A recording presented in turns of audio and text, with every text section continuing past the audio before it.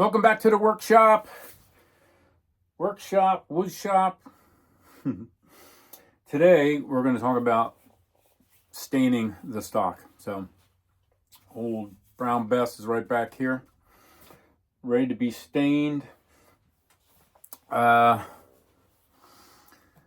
never really was too worried about sanding down the wood or polishing the brass. I figured that's no problem. Finishing the stock is kind of always been the part that I was a little worried about. So I watched a bunch of YouTube videos. I watched, and if I remember, I'll put some links down in the bucket. But I watched the Gunmakers Fair from Kempton, Mitch Yates and Dave Person. And they both had a couple different ways to do things. I'm kind of trying Dave's way, and then also Ethan from I Love Muzzle Loading. So, but we'll get to that in a second. So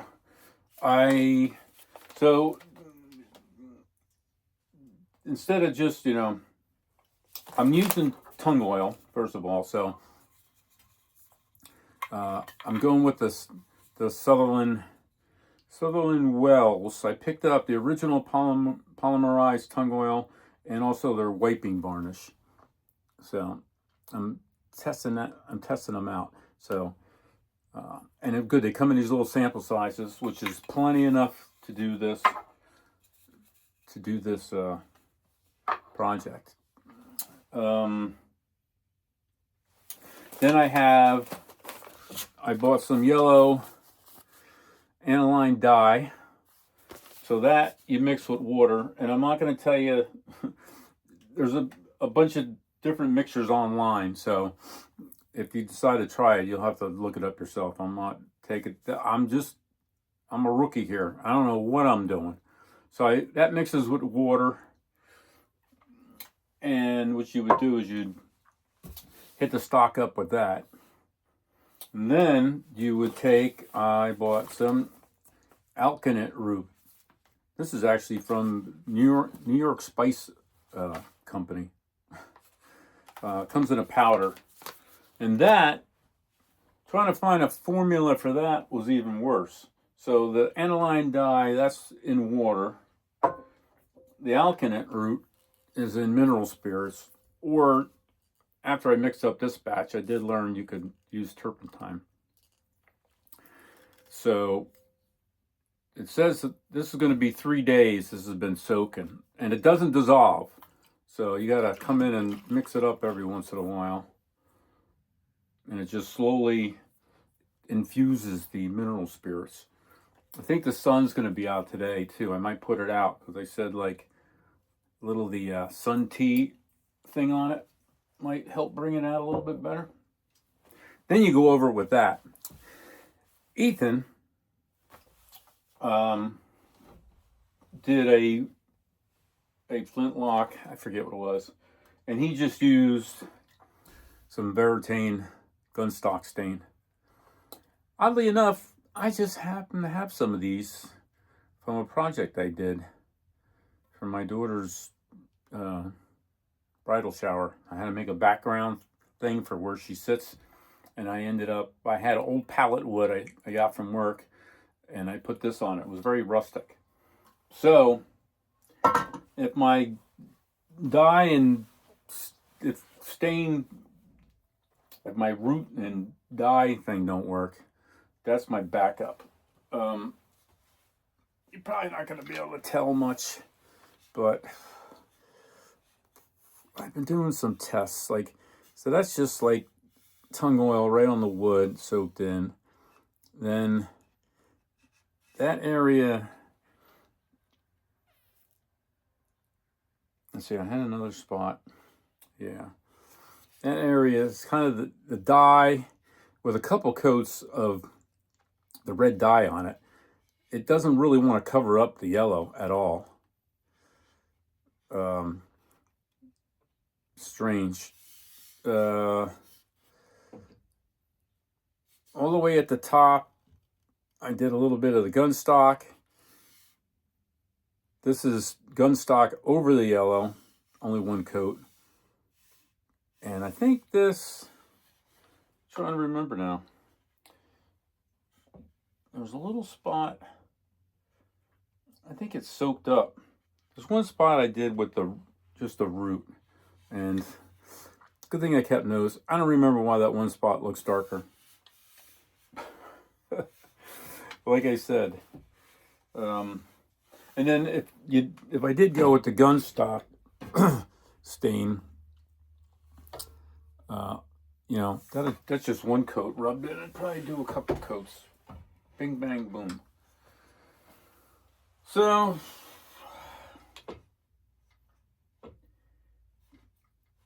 to be, you know, a fair, you know, this has only been steeping for 3 days. But it's like, I'm thinking I just want to go with the gun stock stain and be done. It does incorporate a little bit of red. If not, it's just kind of like a drab brown. If I do the dye, I'm probably waiting 2 more days for this to even still do a test. I don't want to do my whole stock in this yellow and then find out, uh-oh, then I have to sand it off or something. Or to, you know, I was going to pick up some scrap walnut, but then I'm like, well, if it's not the same, you can't really guarantee it's going to be the same on the rifle itself. Not a rifle. Firelock. So I'm on the horns of a dilemma. So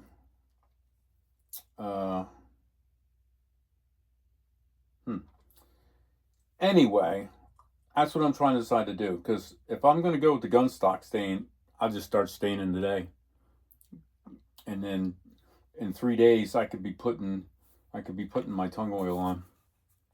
And when it comes to the tung oil, I've seen the whole soak it on method, and I watched somebody else's video, and I did save it, but I don't remember now.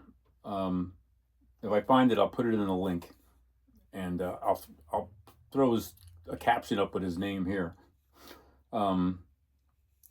He did light coats and rubbed it in. It dries faster, and you just do more coats. But it might dry in 24 hours. You could do a coat a day then, instead of, you know. The worst part is if you don't let this dry fully and do another coat, you're going to end up with a gummy mess. But the polymerized stuff, you know, it's a mixture with some mineral spirits and such, so it helps it dry it. So the trick would be is it's gun stained. Boom. I get a couple coats of tung oil on. Then from Jim Kibler, I bought some bone black. He has a video on how to use this, and so does Ethan. But then you just take a little bit of this with a dry brush and a little bit of your tung oil in black, and then you just kind of dab it on, and it's for kind of doing a little patina, a little age, you know, in the crooks, you know, spots where, like, you know, a soldier's grubby hands full of gunpowder smooch gets on the gun and it's rubbed into the finish. Also, you can do, back up, even when you do the stain, you could do a couple areas, the stain dries, and you can rub out, not so much sand, but rub out with some steel wool or some Scotch-Brite, and like around the wrist area and up here at the swell where you always hold it, like the finish would get worn thinner, so you can kind of play around with it. So somewhere in the back of my mind is like, just stain it and be done with it, but I can never do it the simple way, right? Sutherland Wells, they print out all kinds of good instructions you can get online. This one's for the polymerized tung oil. There's one for the wiping oil. They have a good video out. They talk about all their products. There'd be another link to put down in the bucket. They talked about a client who took these two and mixed them together. So, options, a lot of options.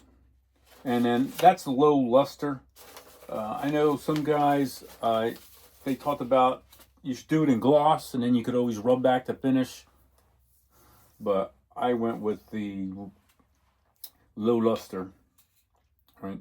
Low, medium luster. This one's medium luster. Yeah. So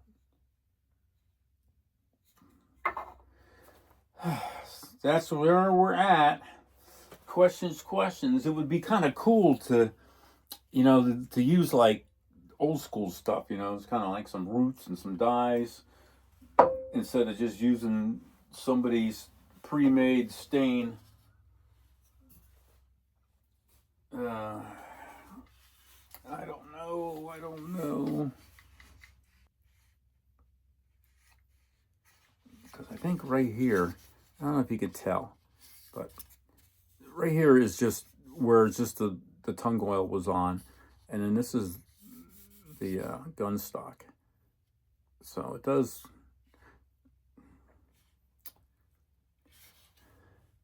doesn't help I'm colorblind either. I had the wife looking at it. She's like, she didn't like the yellow at all. She kind of, and she doesn't know what she's looking at, I'm like, either got this dull brown or you got something with a little warmth to it. So I didn't want the stock to be super dark either. So, but that's where we're at. That's what I've been doing. I did make a little cartridge loading block for the Brown Bess. Just happened to work out. 1/2-inch PVC pipe. It's 5/8 on the outside. Works perfect for making a cartridge. And then there's a bunch of them on how to make cartridges, but this one, you fold it back over on itself and tuck it in the roll. I kind of like that because when I make them for the Springfield, the way my unit taught me, you fold it and then put a dab of glue on it, have to put a clip on it. So I like this way.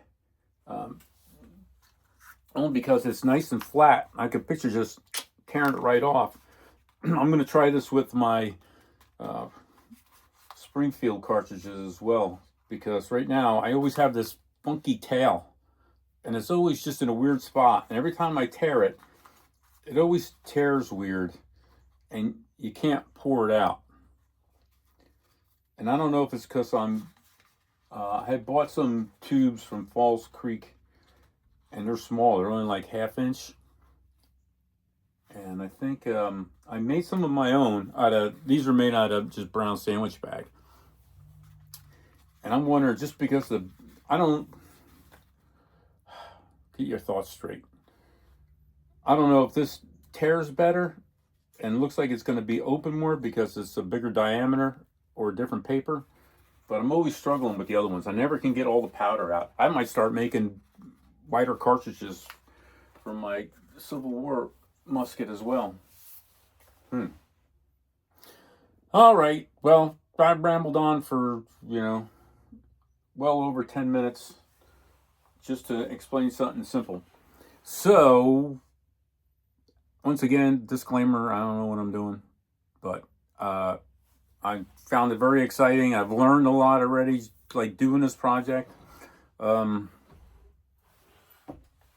Yeah, so next video, you might see this with a coat of stain on it. All right, you guys, enjoy yourselves out there. Stay safe, and we'll see you real soon back here at the Buck and Ball Woodworks. Yep, I got another project I started. I'll show you that. I might work on that a little bit more today.